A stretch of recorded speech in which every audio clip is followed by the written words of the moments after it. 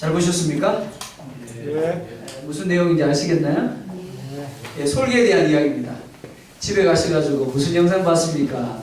솔개 봤습니다. 그러시면 잘 보신 겁니다. 솔개가 몇 년 산다고요? 예, 맞습니다. 40년을 삽니다. 그런데 그 중에서 특별하게 70년을 사는 솔개가 있습니다.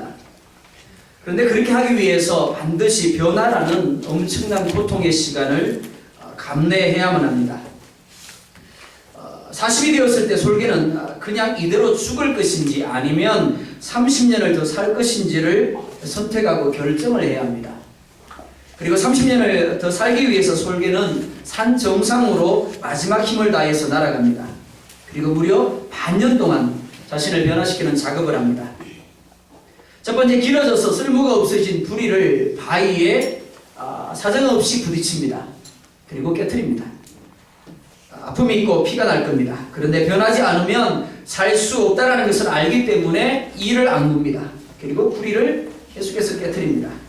그래서 쇠부리가 나오게 합니다. 이것이 끝이 아닙니다. 쇠부리가 나오면 그 다음에는 부리로 길어진 발톱을 하나씩 뽑아냅니다.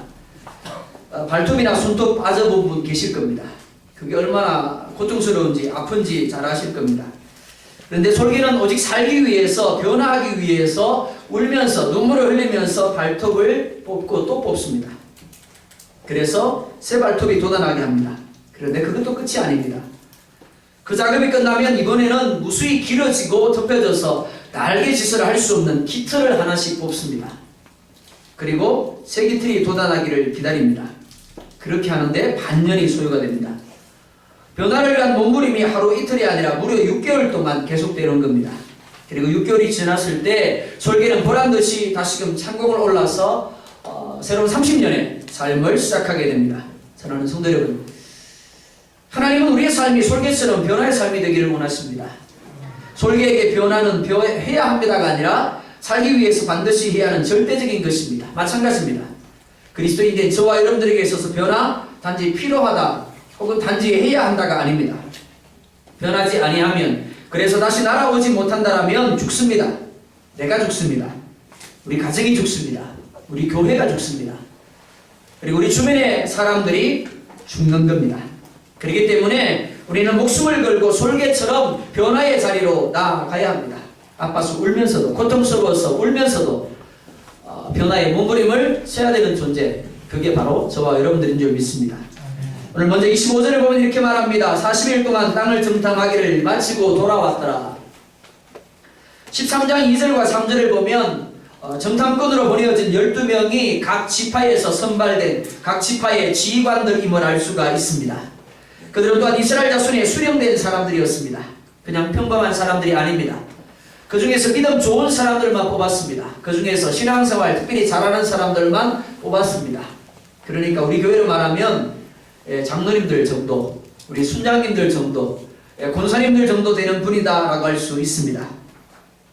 정탐꾼들의 말에 의해서 이스라엘의 운명이 좌우된다라고 해도 과언이 아니기 때문에 분명 신뢰할 만한 사람, 성실한 사람들, 책임감 있는 사람들을 뽑았을 겁니다. 그리고 그들은 보냄을 받아서 40일 동안 정말 부지런히, 정말 성실하게 정탐하고 또 정탐했습니다. 그리고 본문 27절을 보면 이들이 정탐한 내용에 대하여 이렇게 말하고 있습니다. 과연 그 땅이 젖과 꿀이 흐르는데 라고 말합니다.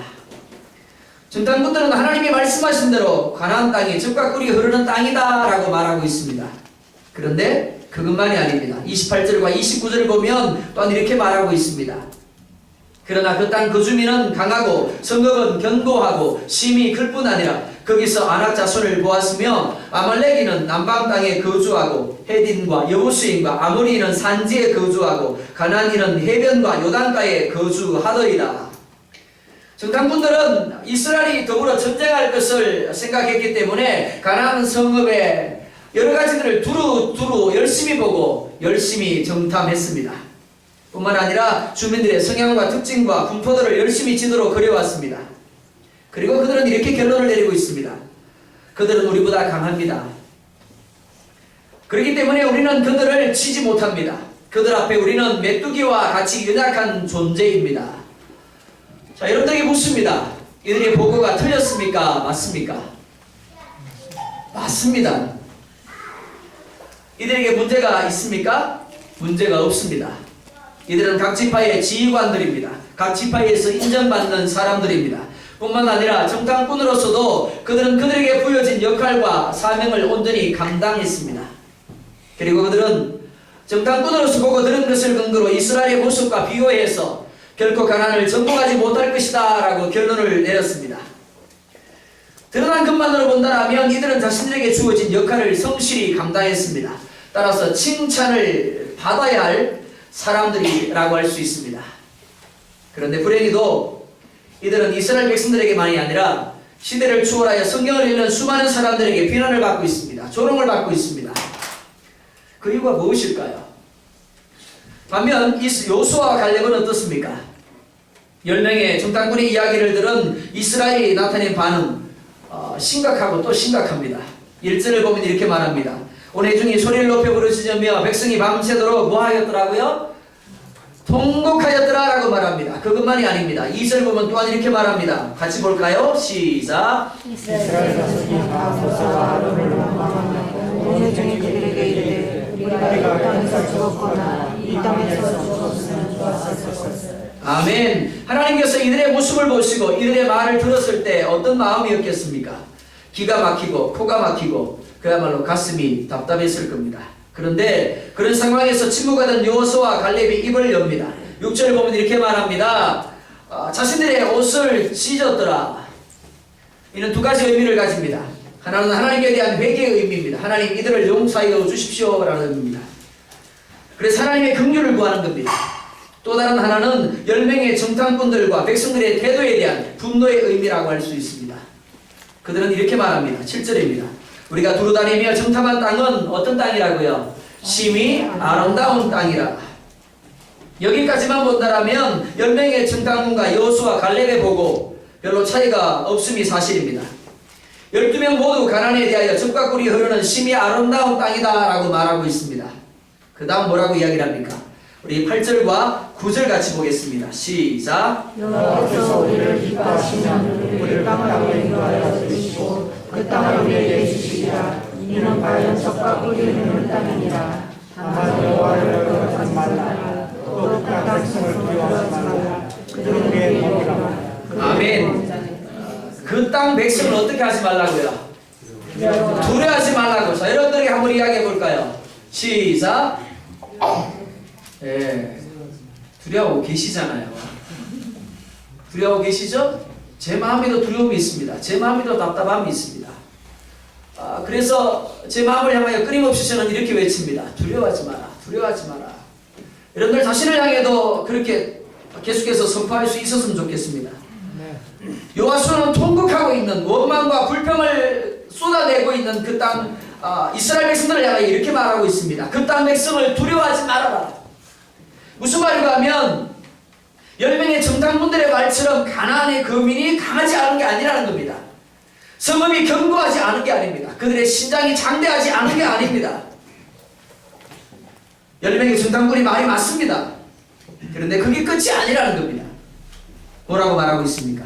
10명은 그들 앞에 우리는 메뚜기와 같다라고 했습니다. 그런데 2명은 정반대로 그들이 우리에게 먹이다라고 말하고 있습니다. 차이가 무엇입니까? 여호수아 갈렙은 먹이라고 하면서 여호와께서 우리를 기뻐하시면 우리가 여호와를 거역하지 아니하면 이라는 단서를 달았습니다. 무슨 말인가 하면 그들이 어떠한가는 중요하지 않다라는 겁니다. 우리를 둘러싸고 있는 환경과 상황이 우리를 두렵게 하고 우리를 절망하게 하고 좌절하게 한다 할지라도 그런 것들이 본질이 아니라는 겁니다. 우리는 단지 하나님을 경외하면 된다는 겁니다. 단지 그분께 온전히 순종하기만 하면 된다는 겁니다. 그러면 하나님이 지금까지 그랬던 것처럼 가나안을 차지하게 할 것이니까 두려워할 이유가 없다라는 겁니다.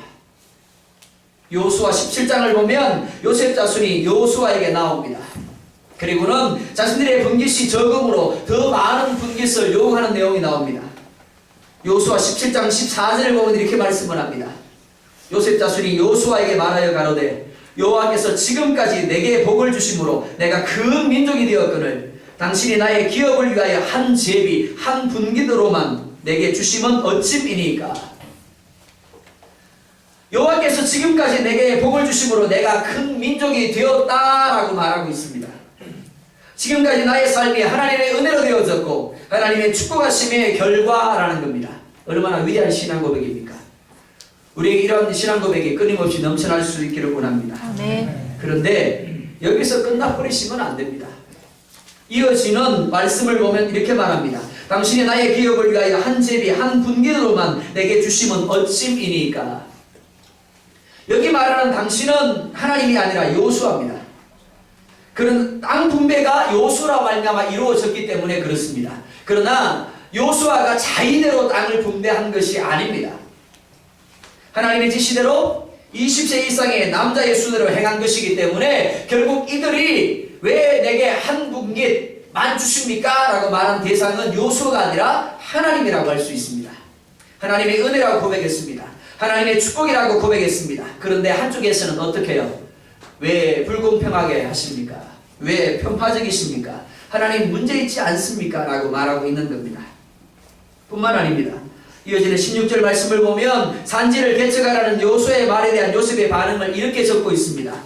요셉 자손이 가로되 그 산지는 우리에게 넉넉하지도 못하고 골짜기 땅에 거하는 가나안 사람에게는 베스안과 그 향리에 거하는 자든지 이스라엘 골짜기에 거하는 자든지 다 철병거가 있나이다. 아멘. 조금 전까지 이들은 이렇게 고백했습니다. 하나님의 은혜입니다. 하나님이 축복하셨습니다. 그래서 우리가 큰 민족이 되었습니다. 하나님이 지금까지 우리와 함께 하셨습니다. 그런데 그런 그들이 산지를 개척하라고 하니까 하는 말이 평지가 아니라서 산지라서 싫다고 합니다. 좁다는 겁니다. 무엇보다 그 가운데 거하는 이들이 철병거를 가졌기 때문에 싫다라고 말합니다. 사실 이들의 말이 틀린 게 아닙니다. 산지는 어찌 보면 그들이 살기에 좁을지도 모릅니다. 그래서 그들이 개간을 해서 살아야만 합니다. 무엇보다 거민들은 이스라엘과 비교할 수 없을 정도로 뛰어난 철병거들을 가지고 있었습니다. 그러나 우리는 이들과 비교되는 고백을 여호수아 14장 12절에서 찾아볼 수가 있습니다. 이렇게 말합니다. 그날에 여호와께서 말씀하신 이 산지를 내게 주소서. 당신도 그날에 들으셨거니와 그곳에는 아낙 사람이 있고 그 성읍들은 크고 견고할지라도 여호와께서 혹시 나와 함께 하시면 내가 필경 여호와의 말씀하신 대로 그들을 쫓아내리이다. 아멘. 요셉 자손에게 주어진 산지 그리고 갈렙이 요구하는 산지 다르지 않습니다. 똑같습니다. 그들은 모두 올라가서 개간을 해야만 합니다. 무엇보다 아낙 자손이 버티고 있습니다. 그리고 그들은 뛰어난 철병거들을 가지고 있었습니다. 그런데 반응이 다릅니다. 갈렙은 그럴지라도 라고 말합니다. 반면에 요셉 자손은 그렇기 때문에 라고 말합니다. 그래서 요셉은 주겠다는데도 싫다라고 말하고 있고 갈렙은 주지 않는데도 불구하고 스스로 주십시오 라고 말하고 있음을 볼 수가 있습니다. 특별히 이렇게 말합니다. 여호와께서 혹시 나와 함께 하시면 내가 필경 여호와의 말씀하신 대로 그들을 쫓아내리이다. 사랑하는 성도 여러분, 하나님이 함께 하시면이 답임을 믿으시기 바랍니다. 네. 요셉 자손과 갈렙 모두 하나님의 은혜, 하나님의 축복, 하나님의 함께 하심을 말하고 있습니다. 그러나 실제 상황에서 드러난 그들의 행위는 그들이 어떤 믿음을 가지고 있고 그들이 어떤 체질을 가지고 있는 사람인가를 우리 가운데 분명하게 보여주고 있습니다. 누구나 하나님을 믿습니다라고 말하기는 쉽습니다. 그러나 그 믿음이 참된 믿음이 되기 위해서는 그들의 삶의 모습들이, 그들의 삶의 행위들이 그들의 말하는 것과 똑같은 모습으로 나타나야 될 줄 믿습니다. 우리가 쓰는 말 중에 자연스럽다라는 말이 있습니다. 무슨 말인가 하면 사람은 늘 하던 대로 습관대로 익숙한 대로 말을 하고 행동을 한다라는 겁니다. 그러니까 굳이 힘을 들이지 아니해도 어떤 의도를 하지 아니해도 보트를 누르듯이 쏟아져 나오는 것이 자연스러운 것이라고 할 수 있습니다. 그걸 가리켜서 우리는 이렇게 말합니다. 습관, 체질이라고도 합니다. 본문을 통해서 우리는 12명의 정당군들의 체질이다라고 습관이다라고 알 수가 있습니다. 똑같은 것을 봤습니다.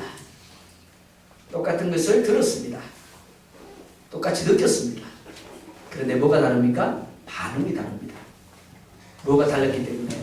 그들의 습관이 달랐고 그들의 태도가 달랐기 때문에 그렇습니다. 12명 모두 자신의 역할과 사명에 조금 더 부족함이 없었습니다. 그런데 10명과 2명의 운명은 전혀 다른 모습으로 보여집니다. 열명이 어떻게 되었습니까?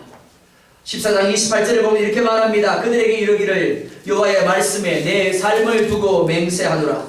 너희 말이 내 귀에 들린 대로 내가 너희에게 행하리니. 특별히 이사야 57장 19절을 보면 이렇게 말합니다. 입술의 열매를 창조하는 나 여호와가 말하노라. 하나님 어떤 하나님이시라고요? 입술의 열매를 창조하는 하나님이라고 말하고 있습니다. 여기 창조한다는 말을 원어를 보면 빠라라는 단어를 씁니다. 무에서 유를 만들어내는 것을 말합니다. 그리고 있는 것을 사용해서 전혀 다른 것을 만들어내는 것을 이야기합니다. 그리고 이 빠라라는 단어는 사람에게 아니라 오직 하나님께만 사용되는 단어입니다. 하나님은 우리가 하는 말대로 우리의 입술에서 무슨 말인가가 떨어질 때 그 말의 열매를 그대로 지으시겠다라고 말씀하고 있는 겁니다. 그런데 말은 저절로 만들어지는 것이 아닙니다. 단지 입에서 쏟아져 나오는 것이 말이 아닌 겁니다. 누가복음 6장 45절을 보면 이렇게 말씀을 합니다. 선한 사람은 마음에 쌓은 선에서 선을 내고 악한 자는 그 쌓은 악에서 악을 내나니 이는 마음에 가득한 것을 입으로 말함이니라. 아멘. 말과 행동이 마음에서 나온다라고 말합니다. 오늘 내가 하는 말들, 행동들이 그저 우연히 어쩌다 보니까 나온 것이 아니라는 겁니다. 내 마음에 쌓여진 태도의 결과입니다. 내 마음에 쌓여진 습관의 결과라는 겁니다. 그런데 문제는 하나님께서 그 마음에 나온 말대로 열매를 짓겠다라고 말씀하신다라는 겁니다.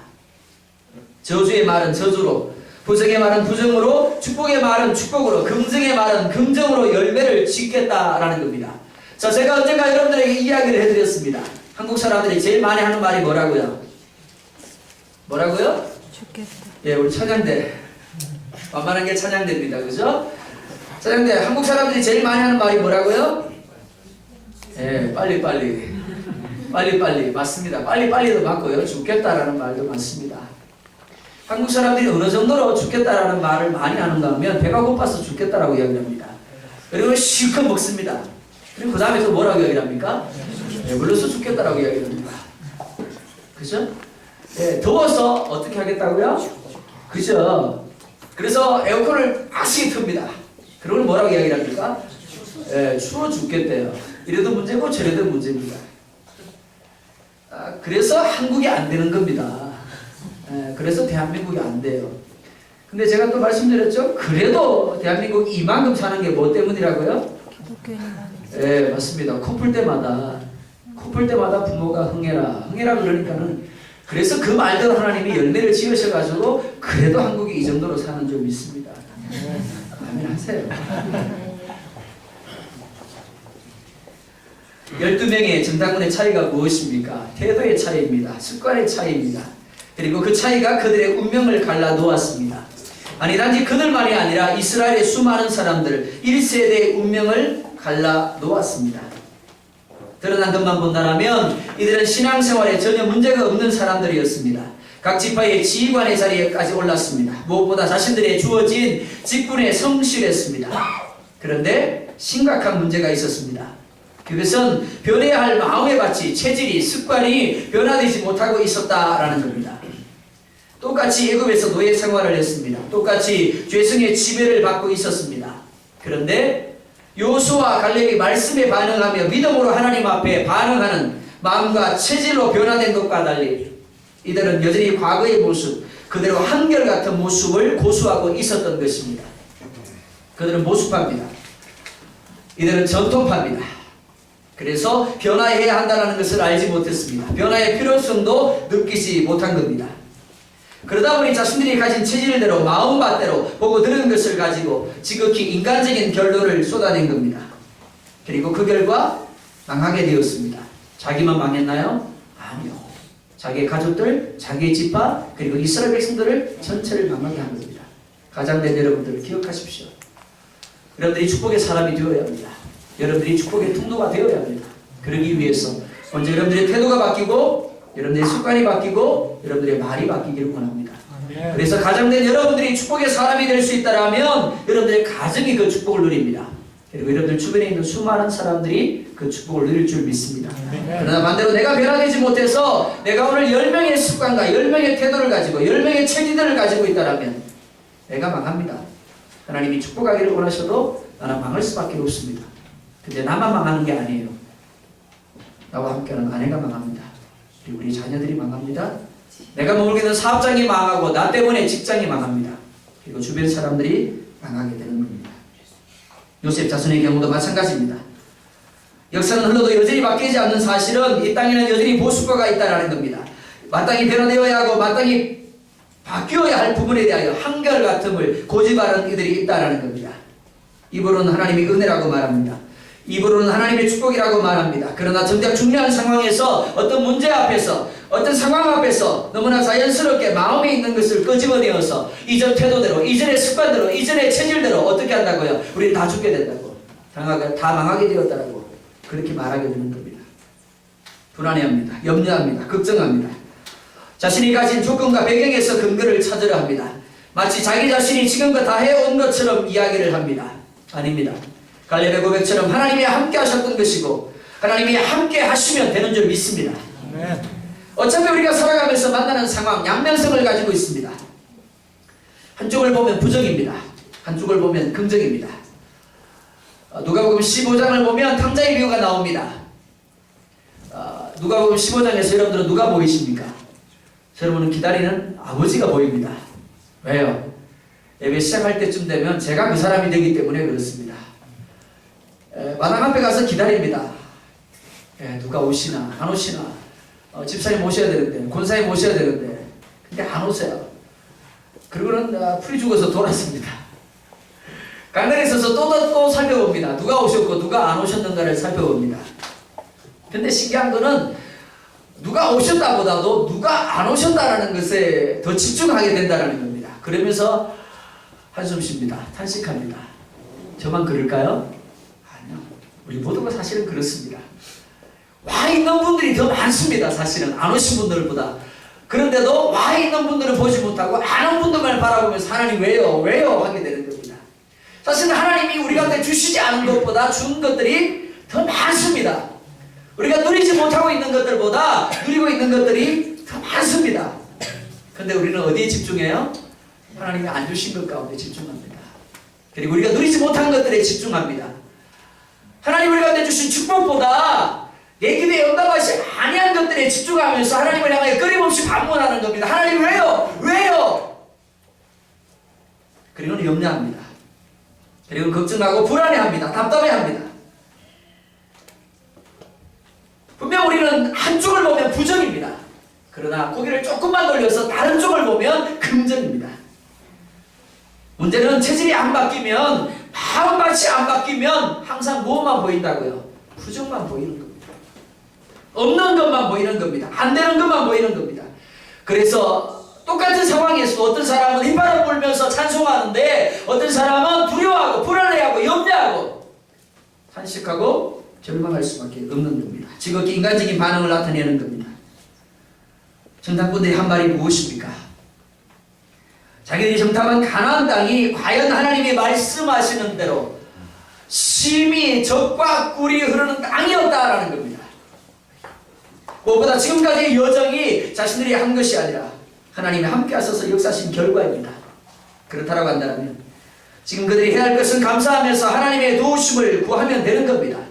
그런데 하나님이 하셨다라고 하나님의 은혜라고 하면서 자신들에게서 조건을 찾습니다. 차라리 나를 죽이고 가라 그런 겁니다. 사랑하는 성도 여러분, 어차피 우리의 삶은 언제나 양면이 있습니다. 우리말에 이런 말이 있습니다. 뭐가 무서워? 장을 못 담근다고요?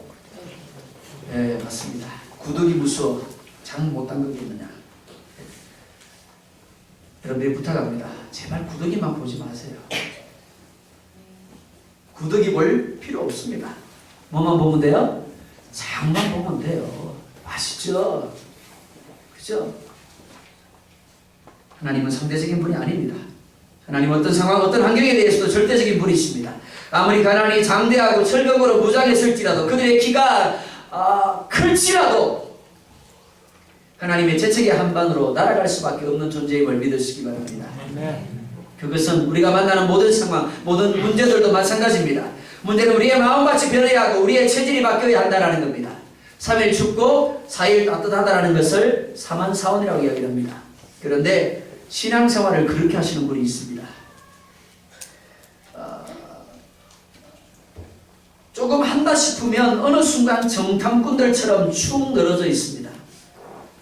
그래서 할 수 없다, 안 된다, 염려와 걱정과 불안과 두려움과 좌절과 절망의 노예가 되어 있습니다. 사랑하는 친구 여러분, 언제까지 그렇게 해야 하겠습니까? 언제까지 10명의 정탐꾼의 추종자가 되어야 하겠습니까? 언제까지 문제 앞에서 메뚜기로 살아야 하겠습니까?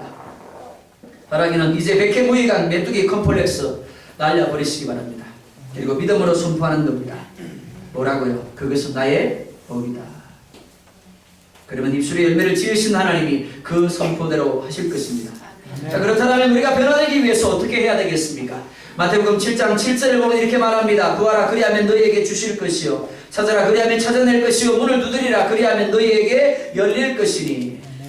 구하라고 말씀합니다. 영어로 보면 ask라는 단어를 사용합니다. 이 말의 의미는 묻다, 부탁하다, 요청하다 라는 의미입니다. 하나님은 우리가 변화되기 위해서 제일 먼저 익숙한 것과 이별을 선포해야 한다라고 말합니다. 그게 뭔데요? 내가 알아서 한다. 이걸 버리라고 말씀합니다. 모든 것들에 대하여 내가 알아서 하는 것을 버리고 하나님에 대하여 묻고 부탁하는 습관으로 바꿔야 한다는 겁니다. 어느 것 하나 내 경험이나 내 생각대로가 아닌 오직 하나님의 말씀, 하나님의 인도하심대로의 물음과 부탁의 삶이 되어야 한다라는 겁니다. 그런 면에서 우리는 우리의 삶 전체가 기도하는 삶이 되게 해야 합니다. 다윗이 묻고 물었던 것처럼 하나님께 확인하고 또 확인해야 합니다. 성령 하나님이 생각나게 하시고 가르치시고 보게 하시도록 기회를 드려야 합니다. 그 다음에 말해야 합니다. 그 다음에 행동하는 습관을 훈련해야 하는 겁니다. 성경 공부를 하면서 제가 그런 이야기를 했습니다. 한국 사람들은 단지 부르짖는 기도에 너무나 익숙하다. 그래서 듣는 훈련이 안 되어 있고 하나님 앞에 묻는 훈련이 안 되어 있다. 자, 여러분들이 묻습니다. 기도할 때 하나님 앞에 얼마나 묻습니까? 여러분들 자신이 잘 아실 겁니다. 30분을 기도한다면 그 30분 중에서 하나님 앞에 얼마나 묻습니까? 아니면 묻는 것 하나도 없이 하나님 이거 해주세요, 저거 해주세요. 마치 하나님 우리의 시종이 되시는 것처럼 하나님을 그렇게 부리고 계시지 않습니까? 하나님 우리가 하나님을 향하여 요구하는 삶이 아니라 하나님을 향하여 묻는 삶, 하나님을 향하여 요청하는 삶이 되기를 원하십니다. 두 번째로 찾으라고 말씀합니다. 이 말은 영어로 시크입니다. 탐색한다라는 의미입니다. 하나님을 향하여 요청했다라면, 하나님을 향하여 물었다라면 하나님 우리 가운데 말씀하시도록 귀를 기울여야 합니다. 하나님이 일하시는 증거들을 우리가 찾아야 한다는 겁니다. 예배를 시작하기 전에 장로님들과 잠깐 그런 이야기를 나누었습니다. 하나님은 이미 우리가 기도한 것에 대하여 응답하셨는데도 우리 여전히 하나님을 향하여 똑같은 기도를 드립니다. 응답해 주세요. 빨리 말씀해 주세요. 빨리 역사해 주세요. 하나님은 이미 응답하셨습니다. 근데 문제가 뭘까요? 내가 원하는 응답이 안 주어진 거예요. 내가 원하는 방식대로 내가 원하는 응답이 주어져야만 하나님이 응답하셨다가 되는 것이지 하나님의 뜻대로 하나님의 계획하신 대로 내게 응답하신 건 응답하신 게 아니에요. 그렇기 때문에 언제까지? 하나님이 고집을 꺾을 때까지, 하나님을 고집이 꺾을 때까지 계속해서 하나님 앞에 요구하는 거예요. 그렇게 하지 않기를 원합니다. 하나님 앞에 묻고 하나님 앞에 요청한 만큼이나 하나님이 내게 들려주시는 그 음성을 들을 수 있도록 귀를 기울이고 또는 하나님이 역사하시는 바 일하심의 증거들을 끊임없이 찾고 찾을 수 있는, 탐색할 수 있는 우리가 될 수 있기를 원합니다. 마지막으로 문을 두드려봐 있습니다. 물음을 통해 하나님의 뜻을 알고 하나님의 역사하심을 발견했다면 그 다음에 어떻게 해야 될까요? 순종해야 하는 겁니다. 기도만 하지 마세요. 비록 그것이 엄청난 고통을 수반하고 엄청난 희생을 요구한다라고 해도 순종할 수 있어야 하는 겁니다. 하나님은 우리에게 일용할 양식을 달라고, 직장을 달라고, 기도만 하라고 말씀하시지 않습니다. 기도했으면 그에 맞는 순종이 있어야 한다고 말씀합니다. 이래야 합니다. 지원서를 제출해야 합니다. 대가를 지불해야 하는 겁니다. 우리의 마음은 마치 커다란 바위와 같습니다. 그러나 우리가 행하는 변화의 시도들은 마치 처마 끝에서 떨어지는 물방울과 같이 너무나 작고 미미합니다. 그래서 아주 오랜 시간이 걸릴 수도 있습니다. 엄청난 희생이 필요할지도 모르겠습니다. 그러나 두드려야 합니다. 열릴 때까지, 온전한 변화의 자리에 이를 때까지 두드리고 또 두드려야 합니다. 우리의 마음에 심겨진 썬뿌리들을, 견고한 진들을 캐내고 무너뜨려야 하는 겁니다. 그래서 마음같이 바뀌고 체질이 바뀌고 말이 바뀌어야 하는 겁니다. 습관이 바뀌고 행동이 바뀌고 삶이 바뀌어야 합니다. 그래서 옆구리를 쿡 찌르기만 하면 뭐가 나와야 돼요? 믿음이 나와야 됩니다. 하나님의 말씀이 나와야 됩니다. 그래서 우리를 볼 때 그 사람들이 누구를 볼 수 있어야 돼요? 요셉을 볼 수 있어야 됩니다. 다니엘을 볼 수 있어야 됩니다. 그리고 믿음의 선배들을 볼 수 있어야 합니다. 그러기 위해서 우리는 보는 것을 바꿔야 합니다. 듣는 것을 바꿔야 합니다. 뭘 보고 뭘 보느냐는 결국 내 마음밭을 가꾸는 걸음이 되고 비료가 될 수밖에 없기 때문에 그렇습니다. 보는 대로 듣는 대로 내 마음이 만들어지는 겁니다. 그런 면에서 말씀은 살아있고 운동력이 있어 혼과 영과 관절과 골수를 찔러 쪼개기까지 하며라는 말씀을 기억할 필요가 있겠습니다. 영과 혼과 및 관절과 골수를 찔러 쪼개는 것, 변화시키는 것이 하나님의 말씀임을 믿으시기 바랍니다. 말씀을 보고 듣는 것으로부터 시작됩니다. 말씀이 쌓이고 기도의 걸음이 부어지는 만큼, 그리고 수고하며 대가를 지불하는 만큼, 변화의 갈급함과 사모함으로 몸부림치는 만큼 변화를 누릴 수 있는 겁니다. 신앙의 타이틀이 중요한 게 아닙니다. 단지 말로만의 고백으로 만족하지 마시기 바랍니다. 요셉 자손도 그랬습니다. 하나님이 은혜입니다. 하나님이 하셨습니다. 하나님이 축복해서 내가 이만큼 되었습니다. 그런데 그 땅에는 거인이 있습니다. 철병거를 가지고 있습니다. 그래서 나는 할 수 없습니다. 제발 그렇게 하지 마시기 바랍니다. 말하는 만큼 순종함이 있어야 합니다. 중요한 것은 내가 변화되어야 한다는 사실입니다. 그래야 내가 살고 우리 가정이 살고 우리 교회가 살고 이 땅과 이 나라도 살 수 있는 겁니다. 내가 안 변하면 나는 물론이고 모두 죽습니다.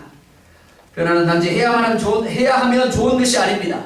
목숨을 걸고 반드시 해야 하는 겁니다. 사랑하는 성도 여러분, 변화의 구체적인 꿈을 꾸시기 바랍니다. 그리고 변화를 도전하시기 바랍니다. 익숙하기 때문에 붙들려 있지 말고 익숙한 것에 대하여 이별을 선언하시기 바랍니다. 어떤 희생을 치르더라도 어떤 아픔이 있어도 대가를 지불할 각오를 하시기 바랍니다. 야산에 널려있는 것이 흙입니다. 그런데 그 흙을 통해서 명품 도자기가 만들어집니다. 어떻게 해야 될까요? 그렇게 되기 위해서 먼저 물에 젖어야 합니다. 그래서 진흙이 되어야 합니다. 물레 위에 올려서 토기장이에 손을 거쳐야만 합니다. 만약 그 흙이 물에 젖는 것을 싫어한다면, 물레 위에 머물기를 싫어한다면, 그래서 자꾸만 내려온다면 그는 단지 흙으로 끝날 수밖에 없을 겁니다. 그러나 물에 젖고 물 위에 온전히 머물러서 토기장의 손에 자신을 맡길 수 있다면 그는 명품 도자기로 많은 사람들의 칭찬을 들을 수 있게 될 겁니다. 자꾸 물로부터 튀어나오지 말아야 합니다. 물리에서 내려오지 말아야 합니다. 성령의 임재 안에 머물고 말씀 안에 머물 때 변화가 지속되고 마침내 하나님이 기뻐하시는 명품으로 만들어짐을 믿으시기 바랍니다. 요수와 갈렙의 고백처럼 여호와께서 우리를 기뻐하시면, 우리가 여호와를 거역하지 아니하면 분명 우리는 변화를 이룰 것입니다. 분명 하나님이 내 편이 되셔서 축복을 누리게 하실 줄 믿습니다. 사랑하는 성도 여러분, 상반기를 은혜 가운데 마쳤습니다. 하나님의 은혜인 줄 믿습니다. 하반기 역시 하나님의 은혜 가운데 잘 될 줄 믿습니다. 하나님이 축복하실 줄 믿습니다. 이를 위해서 2014년을 시작하면서 송구 영신 예배 가운데 여러분들이 결심했던 것을 오늘 이 첫 주일에 다시 한 번 더 결심할 수 있기를 원합니다. 상반기도 하나님이 은혜 주셨지만 하반기에 더 큰 은혜를, 더 큰 축복을, 더 큰 역사를, 그래서 간증을 만들기 위해서 새롭게 결심할 수 있기를 원합니다. 모든 공예배에 성공하십시오. 새벽을 깨우며 하루하루 하나님과 함께 하십시오. 그냥 죽으실 겁니까? 그냥 망하실 겁니까?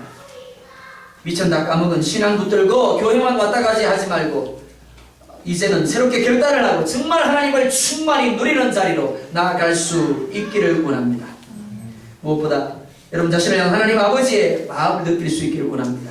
변화의 자리로 나아가야 하는데 나아가지 못함으로 말미암아 하나님을 누리지 못하는 여러분들을 바라보시면서 눈물을 흘리고 계시는 주님의 그 마음을 헤아려 볼 수 있기를 원합니다. 그리고 변화를 도전하십시다. 시작하십시다. 그래서 환경과 상황을 뛰어넘어서 내가 가진 조건을 뛰어넘어서 함께 하시고 역사하신 하나님을 하반기에 충만히 누릴 수 있는, 그래서 수많은 간증들을 만들어낼 수 있는 저와 여러분들, 그리고 우리 교회가 될 수 있기를 주의 이름으로 축원드립니다. 기도하겠습니다.